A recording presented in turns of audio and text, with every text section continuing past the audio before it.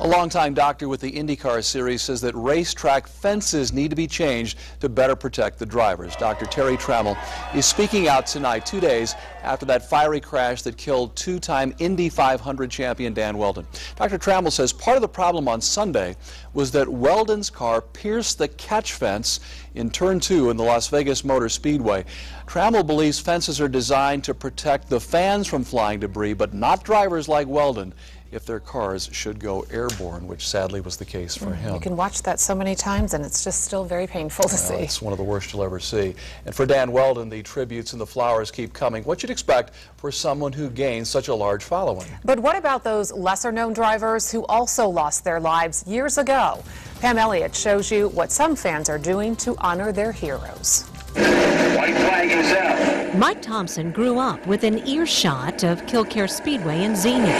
When I sit here and look at Killcare Speedway, I think about races that I saw out here back in the 70s. I think about Jim Cushman and Dick Freeman and guys who are gone now, but who were part of our fraternity back in the 20s and 30s. Thompson founded the Dayton Speedway Hall of Fame. He's been working since the beginning of the year to raise money for markers to be placed at the grave sites of those race car drivers who died in competition. The charity is called Racers at Rest. The first two markers will honor Joe Russo and Billy Wynn. Sadly, since the start of auto racing in the United States, some 1,500 open-wheel drivers have died in competition, and of those, about 40 didn't get a headstone. Thompson says Dan Wheldon's fatal crash during the Las Vegas Indy 300 should not hurt efforts to promote the sport and preserve the memory of those who died before. But Wheldon's death does hurt. Unfortunately, or fortunately, I've reached an age in my life where my first thought was to Dan's family. Families don't usually get to buy into this.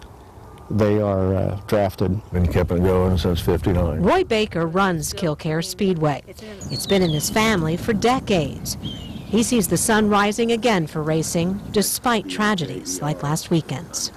Yeah, it's a bad disease. You get it and you can't get rid of it. You know, there's no medicine to get rid of racing, you know. Pam Elliott, 2 News, on your side. Looking for that clean green.